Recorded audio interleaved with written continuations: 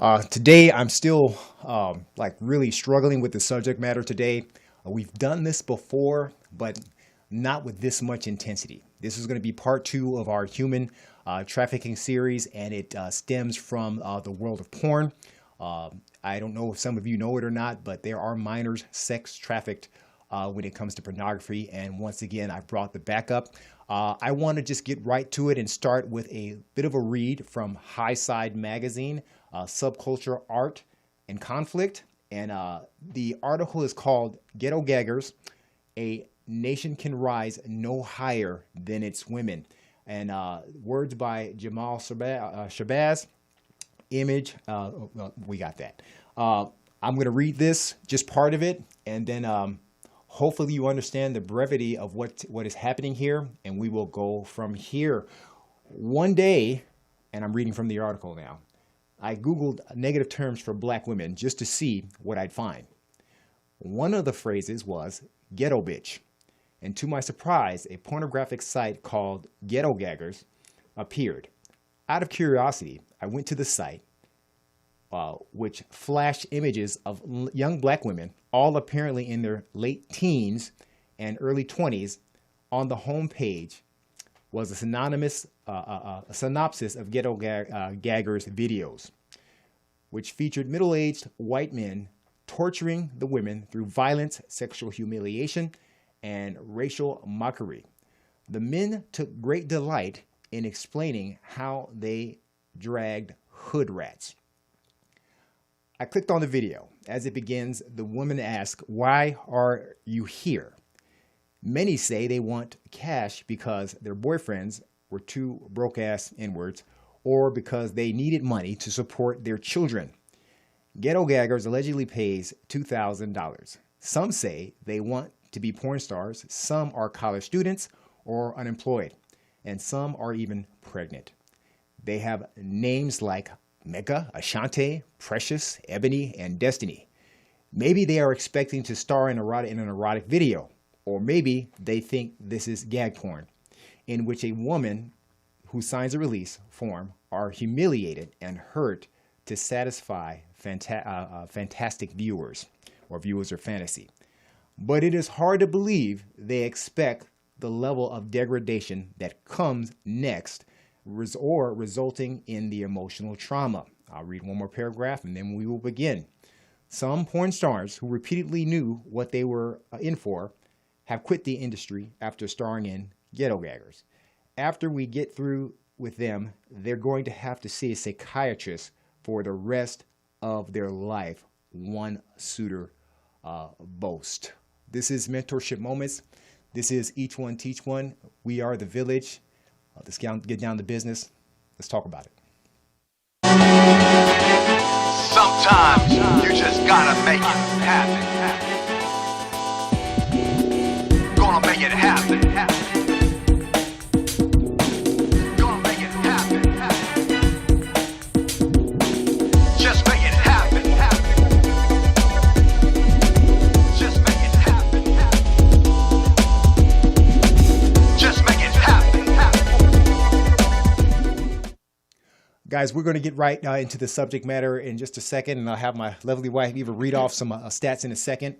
But let's get to our sponsors. I want to make sure we give them the proper shout out.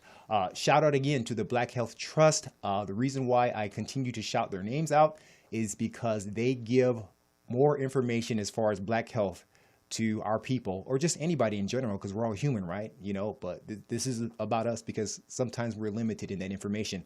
On Sundays, they give different seminars. You definitely want to go check out the Black Health Trust. And God bless you, Dr. Cutter. Shout out to you.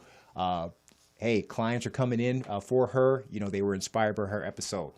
Next, our sponsor, Yulita Carter from Mutual Realty Consultants. Now, they are a 5-star realty company, and their Sweet Dreams magazine. This is Yulita S. Carter. She is blowing up, and she just wants to let you know she just sold another house. Look, I support good business, and I want to thank you, Mutual Realty Consultants, Yulita S. Carter, for the sponsorship. Now, listen, if you want to sponsor the Mentorship Moments, Each One Teach One, a couple of ways you can do it. You can hit me up on Cash App, at $CJ Functional. Now, I mean this. If you really like the content and you really appreciate the direction we're going as far as healing the community, the underbelly of what's going on, then hit me up at $CJ Functional. You can also Venmo me at CJ Functional. Those are ways you can get a hold of me there. Okay, today, of course, we're going to get right into the human trafficking part 2.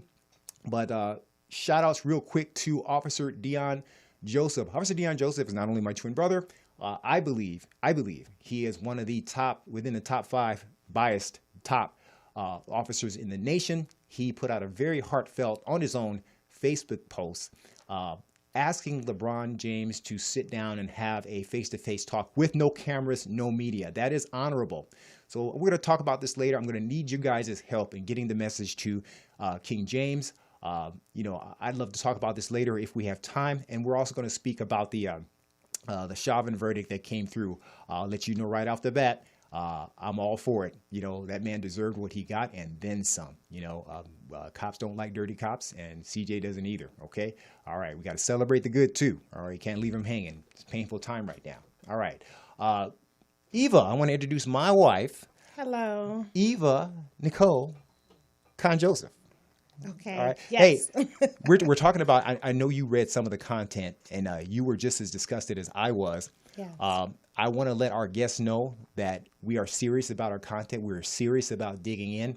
So Eva dug up some stats, but we don't want to steal the whole show. So Eva, can you just give some brief statistics, and then we'll go to a commercial break, and then we'll introduce our backup, our special guest. Got a legend. She's back, y'all. Eva, go ahead, babe. All right. So today these statistics are from Polaris. It's 2019 data report, the U.S. Human Trafficking Hotline. In that year, more than 22,326 victims and survivors of human trafficking. 11,500 trafficking situations identified. Human traffickers identified, more than 4,000. And then almost 2,000 suspicious businesses identified. Particularly speaking of those 22,000, just with sex trafficking alone, there were almost 15,000 cases, including labor trafficking, almost 5,000, sex and labor together, more than 1,000, and non-specific trafficking cases, almost 2,000. When we're looking at the top 3 identified sex trafficking types, the number 1 on top is escort services with more than 1,200. Number 2, illicit massage, health and beauty services, more than 1,200. And then pornography, which is one of our focuses today, more than 700 cases. From year 2018 to 2019, reaching out to the hotline increased about 20%. So we can imagine it's probably doubled, especially with us being in the pandemic with so many more vulnerable spots and places that this can occur. So that's going to wrap it up. We're going to have our guest, Dr. Yes, Dr. Stephanie Powell, who's going to give you a whole lot more factual information and updates on this topic. Listen, the phone lines are open. So Eva, if you can give them the number, and if you have a question. Now, this show is not for kids. So if you're with your children right now, please put them away. Now, I don't mean put them away. Send them to the room and have a conversation with them from your protective lens. It's so important. Eva, can you give the number? If you want to call in, if you have a question for our guest today, the number is area code 323-815-4204. And one more time, if you could, sweetheart. One more time, if you didn't have a pen, area code 323-815-4204. For our Facebook family out there, I love you. God bless you. You can ask your questions right there. Eva is going to try to pick up on the questions. I have the Urban Spinster online on YouTube to catch the YouTube questions from our fam out there. Again, it's up to you to keep a program like this going. We are going to go into a commercial break. I believe we are bringing the truth in healing our communities, but it starts with the right information. And I can't wait to get into it. I know Dr. Powell is foaming at the mouth to get at this. I mean, we talked last night. It was deep. After the commercial break, we're going to dig right into it.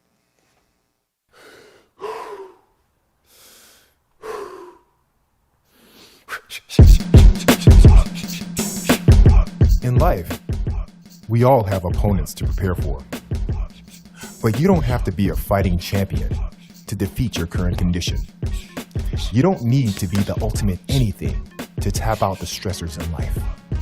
But what if I told you that mastering your physical well-being, like a fighter, directly relates to mastering the obstacles in your daily life? The only challenger that awaits you is yourself. Do you accept your challenge? I'm CJ, and this is CJ's Functional Fitness, where you don't have to be a fighter to feel like one. So let's train.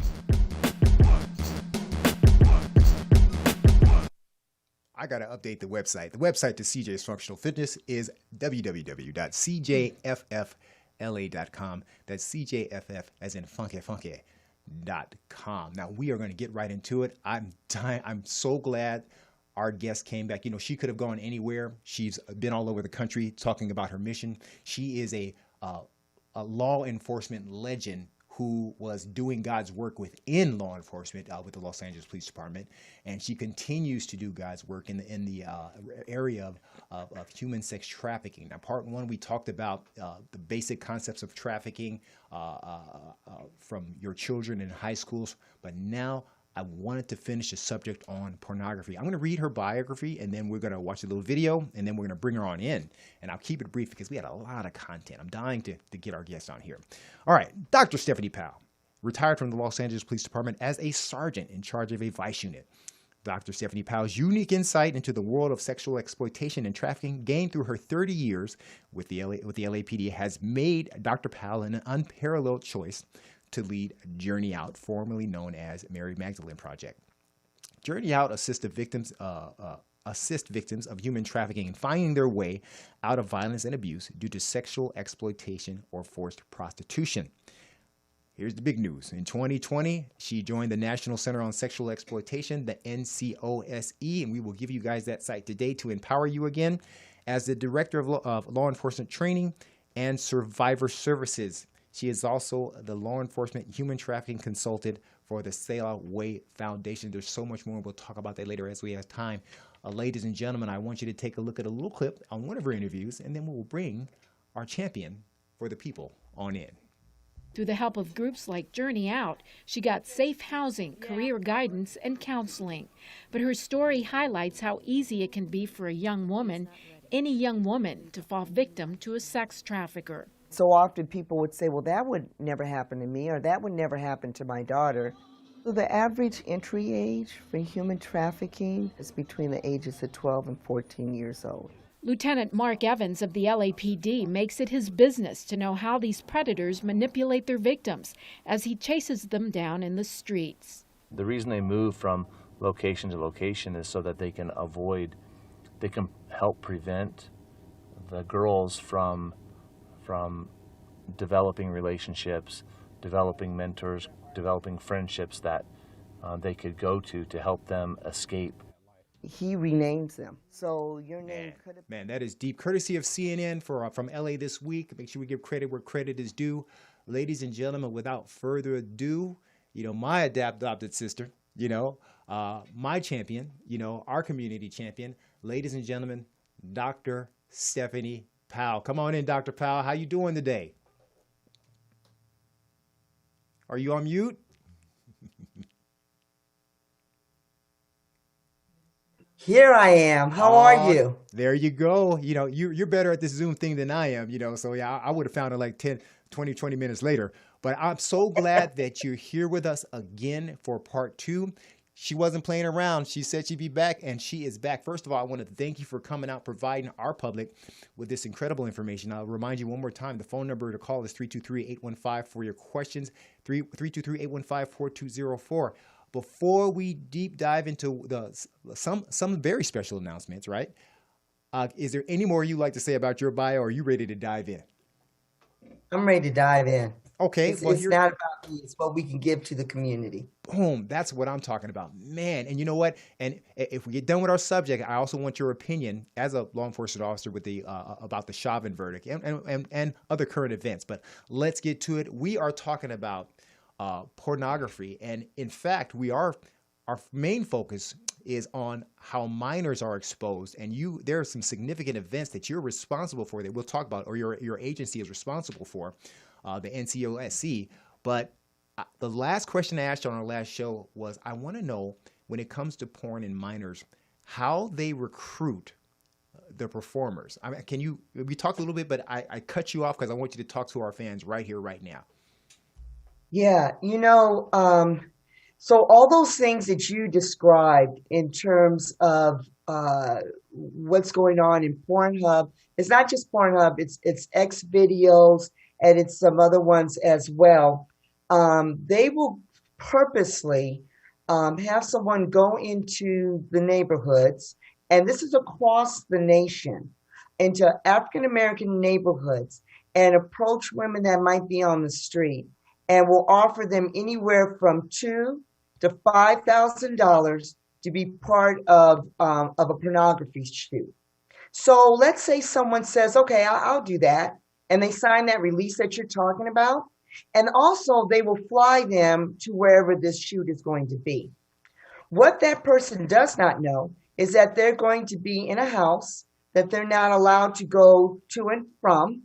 That sexual act that they volunteered to do for money, it becomes more than that. So now they're intimidated on set. They are tortured on set. They are made to do things that they did not sign up for, and they're threatened the entire time. Not to mention, now not all women, and I'm just talking about women right now, but the amount of women that are trafficked into these videos. So the pimps are the ones making them do these videos. And I'll give you just one quick example. I was talking to a young lady who she actually, her pimp made her do videos. And one of those videos were the ones that we just talked about when you talked about ghetto gaggers, as well as some other ones. But she was saying, "Dr. Powell, if you only knew what happens when the camera is off in terms of torture, physical, sexual abuse." And she said, a lot of them are African-American girls, and I just feel like nobody cares. And so hearing that from her just motivated me even more to let the community know that this is what's happening. So one of the examples that she gave me was in one of those racist pornography shoots where an African-American woman is having sex with a white male, and he smashes a watermelon on her head. Oh my God. And so she told me about this, and everyone gets a cringe effect. Well, as I was preparing for today, I actually found it, and it's absolutely disgusting. And her eyes are swollen from her being bashed in the head with a watermelon and then forced to have sex. You cannot tell me just by that somebody signed up for that. And so when we see these things, we assume that everybody that we're watching is, signing up, or they're condoning this type of behavior and humiliation happening to them. But that's not always the case. I'm going to cut in with this thought. It just came to me, and I want to make sure. If you are white or of another diverse culture and you're watching this, do not turn this off. This is not just about, we want to identify a problem. You're going to learn the same problem your kids might be having through our lens. I don't believe in the separatists, but it is important that they are, right now, those numbers from the African-American market, they're the most underestimated. They're the most marginalized. So through our lens, you can learn the same lessons and protect your kid too. Do not turn this off. This is for you. I love you too. You need it. You want to help up? Pull up. All right, so here we go. All right, so my next question, I had to get this out. I was going to add to that real quick in terms of not turning it off, because the other part that they need to understand, and we're going to talk about this later on in the program, how children are easily being witness to pornography through Chromebooks and other social media sites. So do not turn this off. Do not turn this off, because this is for you too. We all bleed the same blood. The science shows we're 99.9%, if not 100% the same.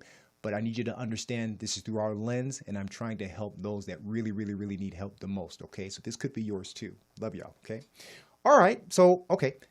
how do they ask me about the age verification? Now we're talking about minors, and we'll talk about a couple of authors for different articles that we can turn to. But let's talk about how do they verify that these people are of age? Since we are talking about minors, right? Exactly. And the problem is, so when we talk about minors, we're talking about those that have the ability to not only view the sites, but also have the ability to have their content uploaded onto some of these sites. So there's supposed to be an age verification. And so that age verification can be anywhere from all you're doing is clicking the button to say that you're over 18 years old, and that is it, to having to show, if you're a performer, having to show a driver's license. The bottom line is that the verification is not enough. And on some of these sites, not only do you not have to show any verification at all, but you don't have to show consent. So one of the things that Pornhub was doing that people had a problem with is that you had women that were being raped, and that rape was being uploaded to Pornhub.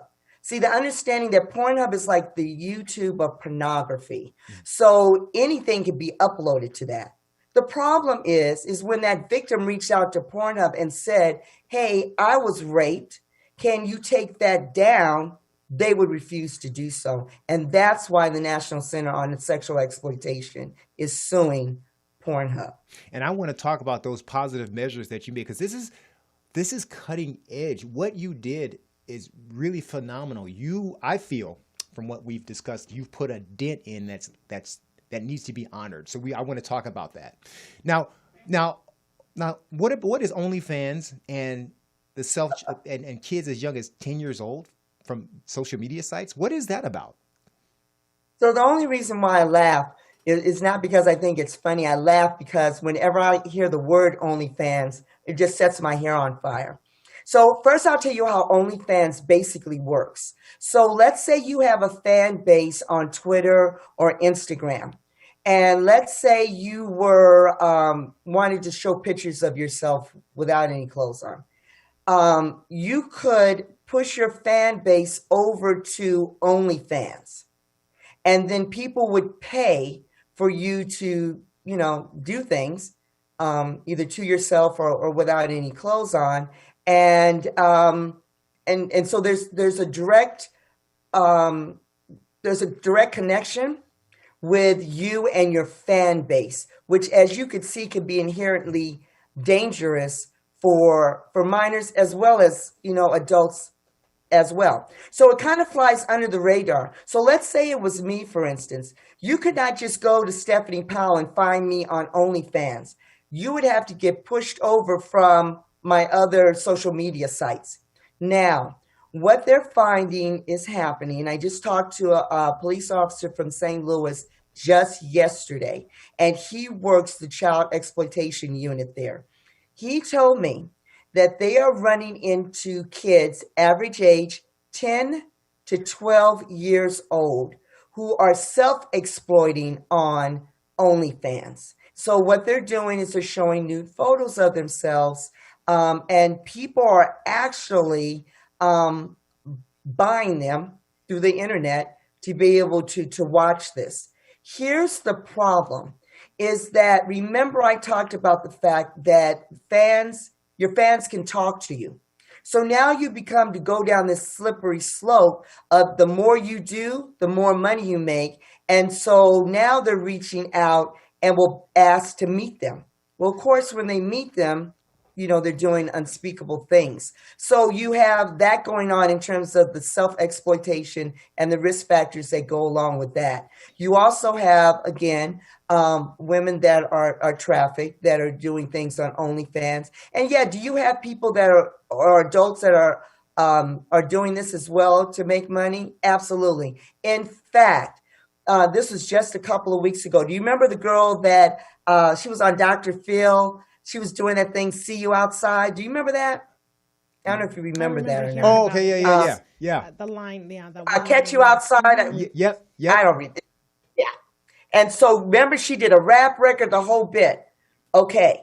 She made $1 million in 6 hours on OnlyFans. Here's the problem. Aside from the fact that it starts to normalize, aside from the fact that sometimes young women might see this as a side hustle, the bottom line is you're not going to make that kind of money. Because remember, she had a fan base that she was able to push over to OnlyFans. So it becomes a dangerous message to say, if you do this, this is the kind of money that you make, but you're exposing yourself to people because pimps are looking at this, not to mention the people that are going to want to connect with you personally so you can make more money. So we got to watch our kids. Are they supposed to be on OnlyFans? No, but OnlyFans does not do a very good job of verifying the ages, and that's how they're able to slip through the cracks. But wait a minute. Some people put as much as a social statement and get Facebook jailed. You're meaning to tell me that there are 10 to 12-year-old young women and young boys that are on these sites? Yes. Yes. Wow. Okay. Yes. Let me ask you a question because I want to go off topic. Not off topic. No, this is on topic. How did you stay in your law enforcement career? And now, how do you stay stable? Because I'm losing my mind right now with all the information that I'm hearing, baby. You know, you can see my veins popping out and everything, you know. How do you stay sane? What keeps you sane? You know, I think being on the mission keeps me sane. You know, I'm moving so fast. I'm going from one thing, you know, to another, but staying within the course. I just see the necessity, and I think that I did that as a police officer, and I do it now in my capacity. There's so much to be done, and so I just don't think about it in that realm. I used to work child abuse. And people would ask me when I was working at LAPD, how could I possibly work child abuse? Because we worked that specialized unit, right, where we dealt with physical, sexual abuse and homicides where the parent was the perpetrator. And people would ask, how can you do this? You know, I stayed focused on catching the bad guy, so to speak, making the issue stop. That same mindset, I continue as well. Just trying to make it stop, trying to warn people, awareness and prevention. And so as long as I could keep on that track and as long as there's a need, I'm up for the challenge. Well, you know, a question is, with this defunding narrative, a lot of small groups like yours in these police agencies are pretty much being like taken out. How do you feel about that? The kind of work that you did that was so needed for our communities. I mean, what do you think about all the defunding narrative as much work as you did for what you did? You know, I'll tell you what broke my heart more than anything is that, and I can speak to the Los Angeles Police Department, and I can speak to that era that we went through in terms of Rodney King.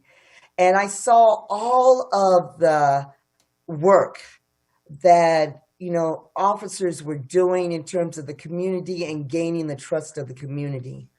What breaks my heart now is that I look at it and think, and I even think about you, you know, in the work that you've done in the community, and to sit and watch that, you know, that trust go away, it just breaks my heart. I believe we'll regain it. I do. It's going to take some work on our part, as well as our, meaning law enforcement and the community. We'll get back to it, but it breaks my heart to see all of that hard work undone. As it pertains to human trafficking, I think because human trafficking is so important and people are realizing it, and law enforcement is starting to have more of a victim-centered approach. We're still in it. We're still being able Yes. to work alongside law enforcement, which is great. But I do see other entities that are going to struggle possibly because of the fact of the defunding. You know, when you look at some of the specialized units that are being dismantled within LAPD because of defunding, you know, it just hurts to see that because I know the dedicated people in there personally. Wow. So, Well, listen, I want to introduce, give a shout out to Sadia Sanders. She is the founder of she's a single life expert. She's the founder of, she is the Urban Spinster. I appreciate her. She wanted to let you know she is on YouTube, and hello, everybody. She wanted to remind me, make sure you guys like and subscribe. Thank God for you, Sadia. I appreciate you, and I can't wait to have you back on the show.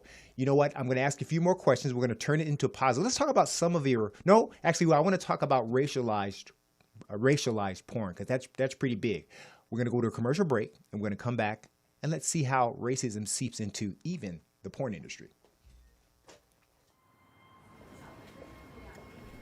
Not every day I have the power to fight, but my body needs me.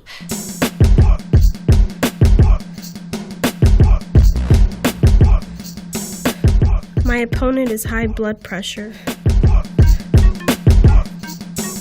You don't have to be a fighter to feel like one. So let's train.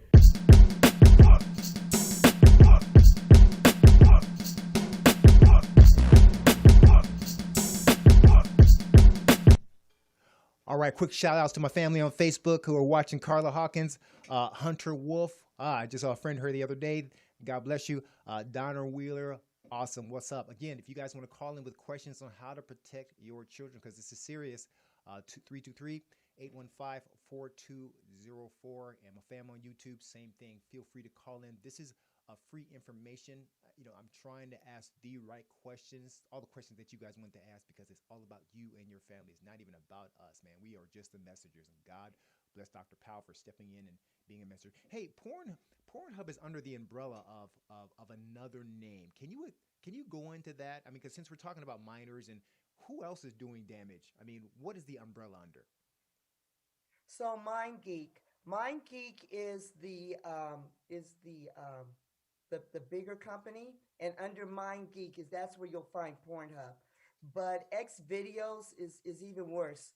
So and not to mention the other smaller companies that end up scraping videos off of Pornhub's and X Videos sites, and that's how stuff ends up going viral.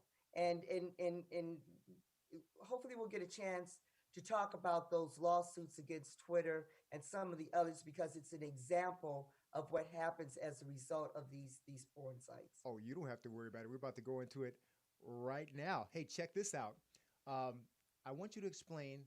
I was reading the article that I read, and going through it, they talked about racialized porn. And I also read another article that talked about the disparity in the pay scale, even in porn industry, for African-American males and women, right? It's bad enough that they're using minors. Can you go into that a little bit? So yes, absolutely. So when you talk about the racialization, and I know some people out there might think, and I want to be really clear on this, we're not talking about pornography in terms of in the spectrum of morality. What we're talking about is within the spectrum of dehumanizing people, and then having the nerve to piggyback on racial stereotypes, right? So when you look at something like, when at the top of the show, we talked about ghetto gaggers, we talked about Pornhub. Well, when the George Floyd incident took place, Pornhub decided to do Ebony Week, in which all of their videos were going to depict African American women as well as African American men. And so you would see things like, you might see something where an African American woman is having oral sex with a white guy with a Confederate flag on the back wall, or a noose around her neck. Or you might see a white woman with BLM on her back, with a African American male having sex with her from behind, and the caption saying police officer's daughter. The problem with this, as you guys could probably see, is that not only does it continue the stereotypes, but it continues a divisiveness and a hate that our country does not need, and they're making money off of that. Then they had the nerve, I'm talking about Pornhub, had the nerve to say that they were going to give $100,000 to social justice causes because they said that they stand with the African American community. You stand on that. You stand next to the African American community, but however, you are making money off of exploitation. African American women have a tendency to get paid lesser than their counterparts do, as well as the men. The humiliation and the things that happen off camera are just literally disgusting. So it's something that we really need to pay attention to because it affects our community and affects how others see our community. And I'm not going to like demonize a group. I don't want to do that. I'm not going to be like them. But these groups, are they actually taking the money? I mean, you know, we don't yet need to mention. Are they accepting these donations? As far as I know, they have. But I don't know. But having said that, it's just like I'm having this conversation with you now. There's so many things that you don't know. Right. There's so many things that your audience doesn't know that they're learning now, and that's why education and awareness is so important. Because I am sure that the groups that did take money probably didn't realize and I'm giving them the benefit of the doubt of this perpetuation of racial stereotypes that are out there. One of the good things that I won't say good things, but I'll say something that's pushing in the right direction is that Pornhub has taken down a lot of those racialized videos. Yes. But that's because they're under scrutiny by the Canadian government because MindGeek is located in Canada and there's hearings that are happening right now. Christopher Christoph has done 2 articles in the New York Times exposing Pornhub. And then, like I said, Nkosi has a lawsuit against them.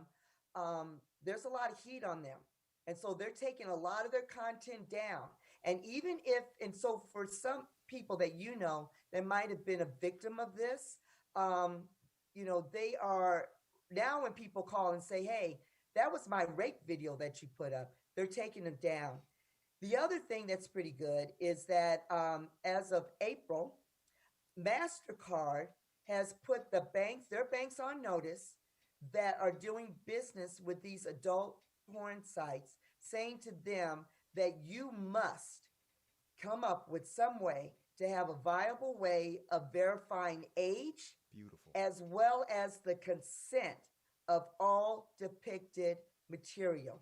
So it is a step going in the right direction, but we need to do more because of all those things that Pornhub took down, X video has up. Well, let's give the round of applause that you deserve. I mean, because that is significant. I mean, at least we know that we can arm ourselves and attack something that is detrimental, tangibly detrimental to our community. You know, I want to read a question that came up from or some of the comments. Charles Thomas, hey, what's up, man? It appears that to me that parents plays a part concerning the very young people that play a part in these sexual acts. Mike Flemings mentions, and we talked about this before, he says there's babies on figs everywhere. Where is the outrage? All right. Come on, America. Sadi Sanders, with some schools back in sessions. Now, this is a question for you, Stephanie. How can educators spot the signs of a child who may be engaging in sex trafficking online? Can you answer that question for our viewers? You know, oh my God, you know, when you just even talked about the babies on FIG, I still go out there and do outreach for my old organization, Journey Out. Mm-hmm. There's a lot of babies that are out there on FIG, and we could talk about that one later.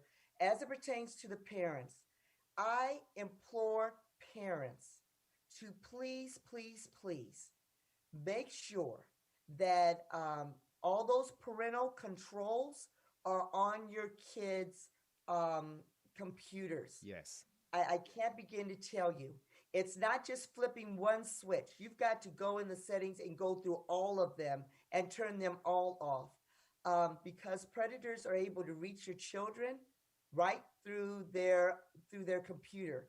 The Chromebooks, the Chromebooks that were given out by the schools, they were given out and none of the filters were turned off. Hence, one of the reasons why Google Chrome is on our Dirty Dozen list. So if you go to dirtydozenlists.com, you will see the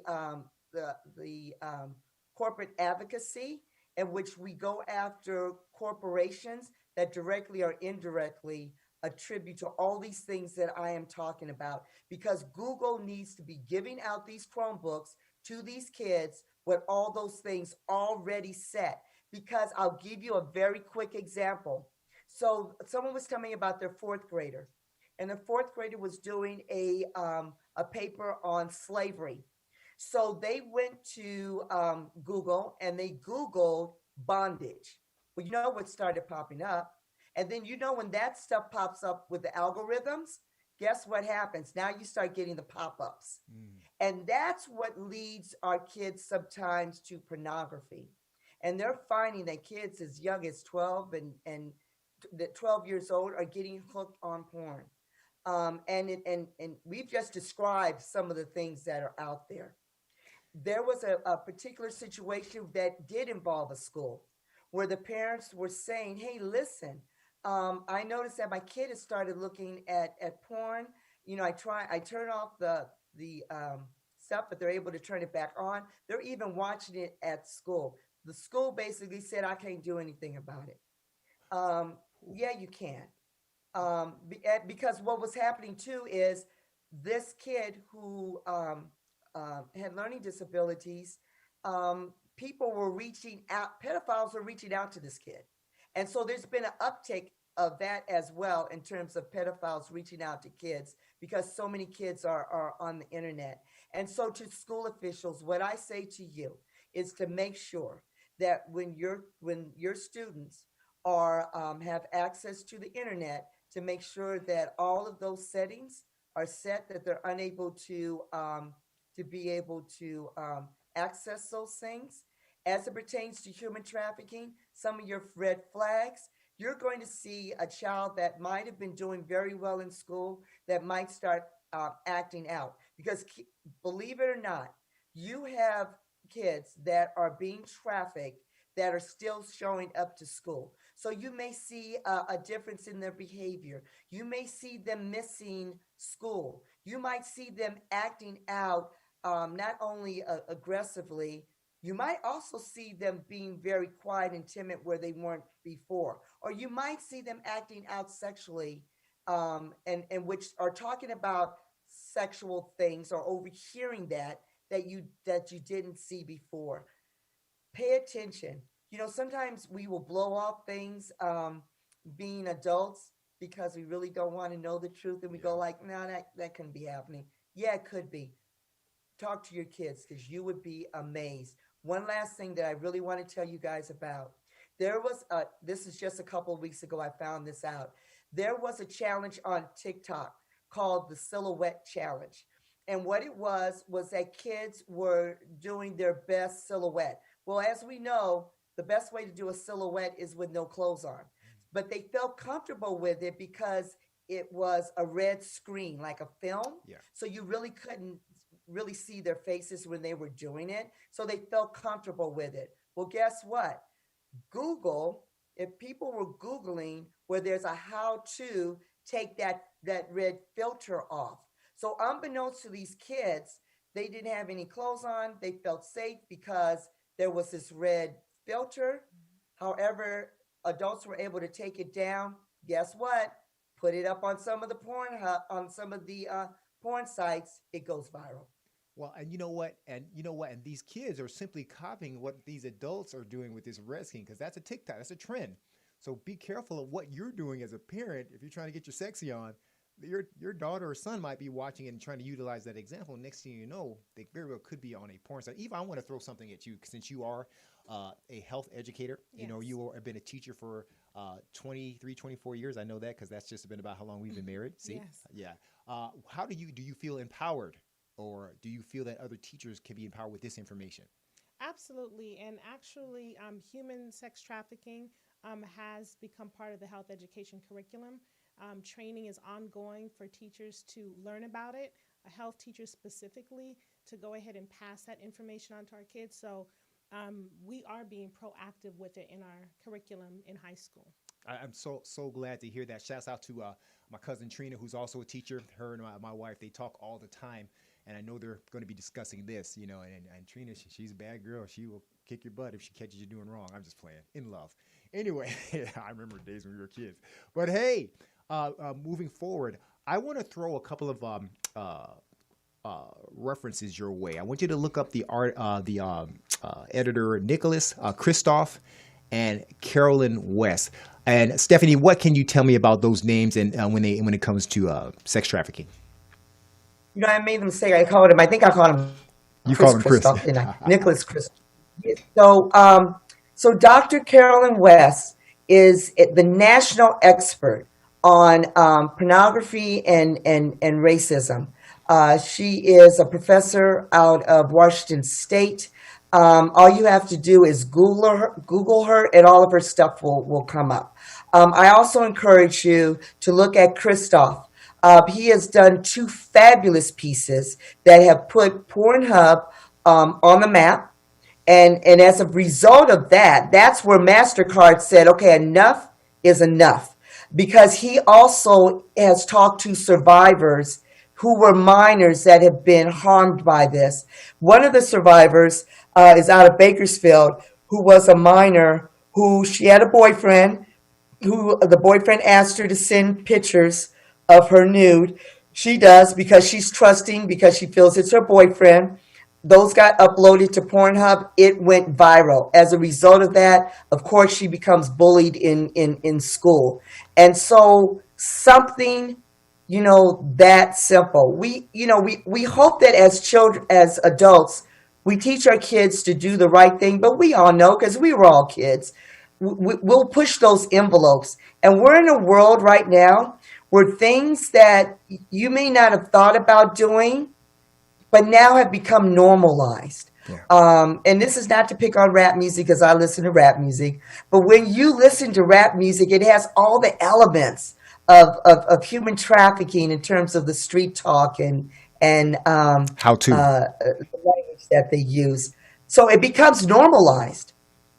Well, you know, I had a survivor tell me that it's all fun and games until you turn your first trick, and then it goes downhill.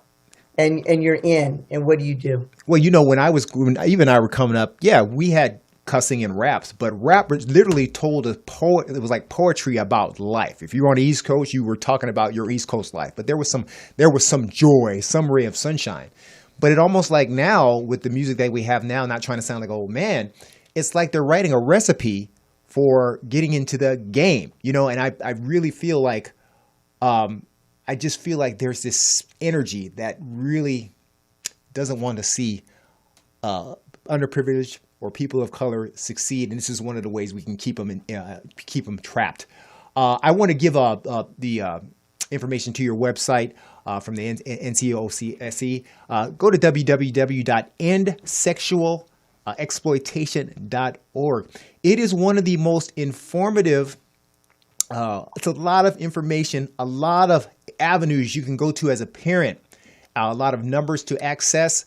One of the most thorough websites I've been on.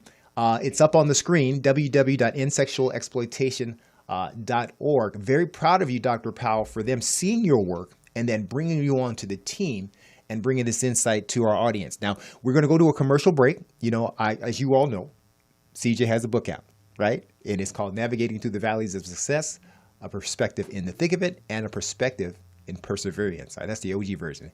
Take a look, and it will show you how to get a hold of that book. And then we'll close out with some current events.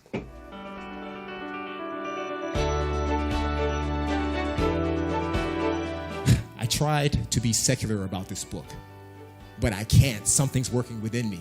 DJ was already an incredible person, and then he wrote a book. I turned to God as a person that stopped believing. So you will meet me there, and if not, you will see the works that help me get there. If you want to know how to change and learn how to change from the inside out, you read this book. money is a real thing. It's a part of it. But what I show in the book, and I'm telling my young people out there, I'm walking you through business. This is a real business lecture 101. It's not the green that's going to keep you sustained. It's your influence.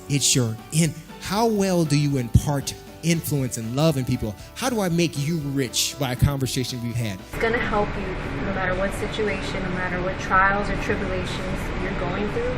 It's going to give you that ammo that you need. Watch God grow inside of me. Watch him show me why this went wrong to get to right. To him to say, you know what, God? I needed the tragedy too. I needed to feel loss. I needed to feel grief. I needed to feel let down. And thank God you've got me where I'm at in my marriage, with my kids, with my family, so I can see the blessings and I can tell somebody else how all those things I went through in the past got me where I'm at today.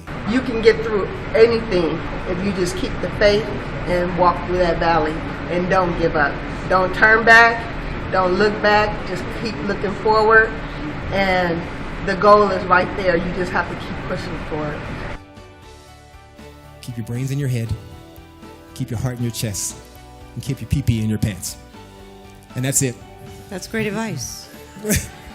This will stay in your hearts for the rest of your life. And it will conquer the demons that lie in your mind.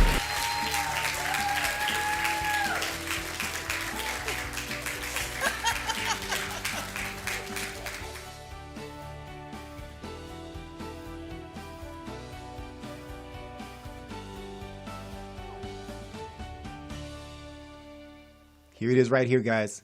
That's the OG version. Right here. That's my passion. This is the Brookstone version. They took the project and went with it. You can get it at the CJFF store, yes. www.cjffla.com. Click on the CJ store and you can purchase one. I'll ship an autograph one right to you. I want to heal your heart. I want to empower you. I want to educate. God bless you. Oh, shouts out real quick before we continue, get into current events. Shouts out to Ginger, the spicy one. Shouts out to John Romero, one of the guys I quietly admired in my, I want to say around 2008 through 2010, working underneath this man. He quietly showed me what work ethic and a walk through faith is like. And he did it quietly, but man, he was an intense worker. God bless you, John Romero, and your family. Kevin Payne, Brother Payne, I'm glad you're watching. The thing you guys can do is you can share this episode with other people. If you still have the watch party queue, click watch party and it ships it out and grow this thing. Again, if you are receiving this information and being empowered, please, you can Cash App us, $sign CJ Functional or Venmo at CJ Functional. Man, what aside I want me to tell him? Oh, yes, and the CJ's Functional Fitness store on YouTube will be in the description. We'll talk about that later. All right. First of all, Dr. Powell. Yes. Dr. Cutter says hello. She says you are a fellow Soro, and she's also was a guest on the show. And yeah, I see you smiling. Okay, I'm going to send this to Dr. She is, you know what? I know some incredible people because she is just as powerful and incredible as you. You know, like a quiet intensity. Unbelievable. I see you nodding. So she wanted to say hello. If you want to catch up on last week's episode, I'll put that out. I want to thank you for what you have presented to us. Hopefully it empowers, but I really want to pick your brain about this because we are living in some really tough times. Remember, you know what site to go to, guys, but I definitely want to pick your brain as a legendary law enforcement officer seeing the time. First of all, I want to briefly talk about the Derek Chauvin verdict. I feel like the verdict was just after hearing all of the testimony. I know they don't thank law enforcement enough for this, but I need you all to understand that Chauvin is in jail getting ready for sentencing based on Graham versus Connor, based on the Fourth Amendment, based on objective reasonableness. That means the only way he could have got that highest charge was that if another officer of equal experience, time on the job, would say that that was not right.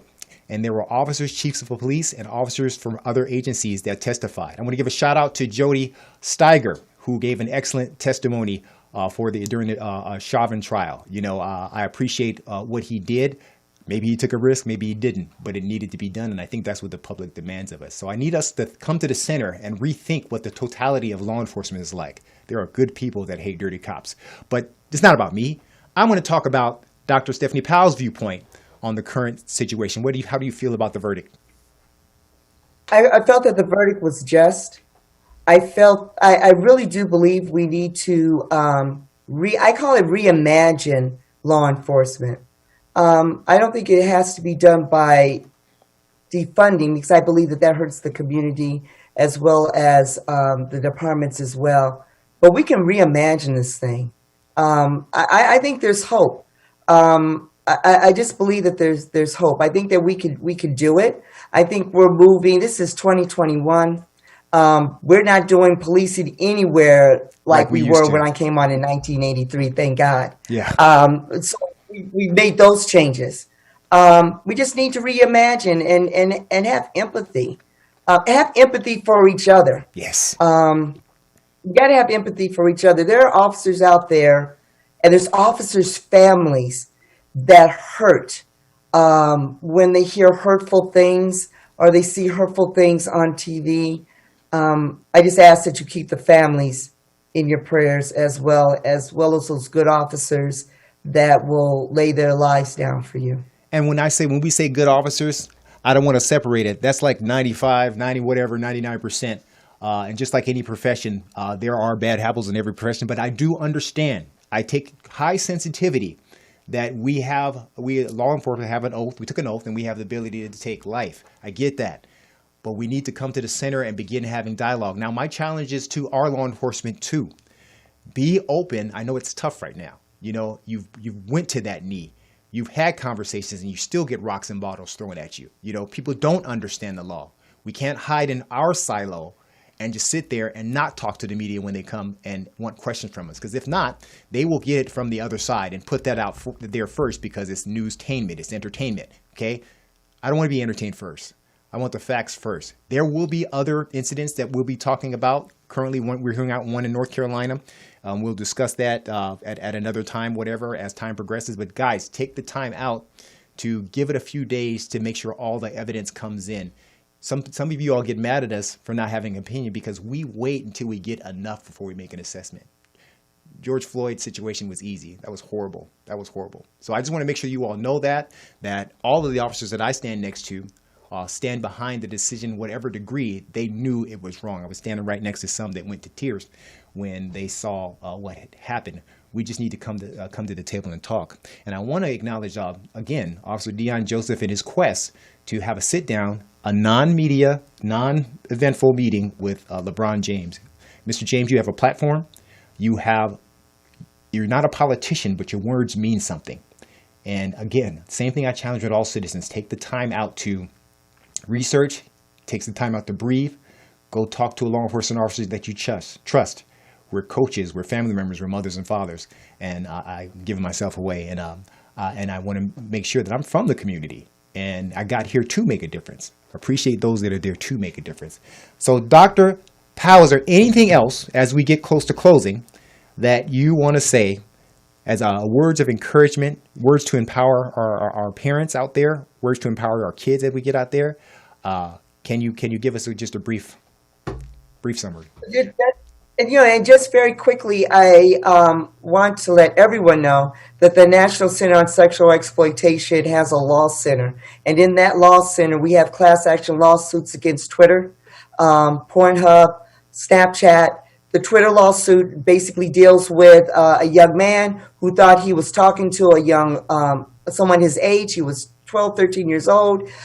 He's asked to send pictures of himself. He does. It goes viral. He tries to commit suicide. The parents contact Twitter to have them taken down. They don't. Hence, that's why they're being sued. So if there's anyone that you know that has become a victim of the things that I just described or have been harmed by pornography in and of itself, please reach out to me because we are actively looking for plaintiffs. I say to everyone, please know that as we're talking about pornography, what we're talking about is the harmfulness of it, not only in terms of how it's racialized, but just how it just dehumanizes people in terms of what one is seeing, and it could be very damaging. There's so many things that we could be doing. We've got to get the word out. So I'm always available to come and speak. I applaud you, CJ, for doing this show, especially with you being a man and not having any problems having this discussion Amen. about the harmful effects of pornography. So I applaud you. I thank you for everything you're doing and everything that you're doing in the community. God bless you. God bless you. Thank you so much. Eva, can you give us a quick recap, and then we'll close with a memoriam. Quick recap. Thank you so much, Dr. Powell. We appreciate your poetess. wealth of information. So remember, National Center on Sexual Exploitation. For more information, you can also donate there. I checked out the website. It's awesome. Great information. So pay attention to our kids. Remember, Dr. Powell said, between 12 to 14, and social media outlets. Our kids during the pandemic were at home on these computers more time than we want them to be, so they had easy access to these venues. So just pay attention. Set those parental controls. If your child is on social media, get on there, check it out, see what they're doing, so you can keep an eye on your kids and just be aware and be vigilant. And if you want to do anything else, you can always donate. Check online, National Center on Sexual Exploitation. Thank you, Dr. Powell. And ladies and gentlemen, I want to close out. I lost a very dear friend, a brother to me. His name was Sergeant Anthony White. I'm just going to call him Anthony White because that's who he was and that's who he is. He ran the community like it was supposed to. He was a servant to this department. He was a servant to the public. And he was my friend, my mentor for a time. And I want to tell you, A-Dub, I love you so much. Vic Ross, Heath Adams, we've lost a lot. There are so many more, but this man was a special friend to me. God bless you. God bless you all in law enforcement. No matter how far I go, I know the work that you're doing. And community, we need your help. Stop being silent. God bless you all. This is Mentorship Moment. Next week, back to the fun stuff, but I need to empower each one, teach one. We are the village. It happened.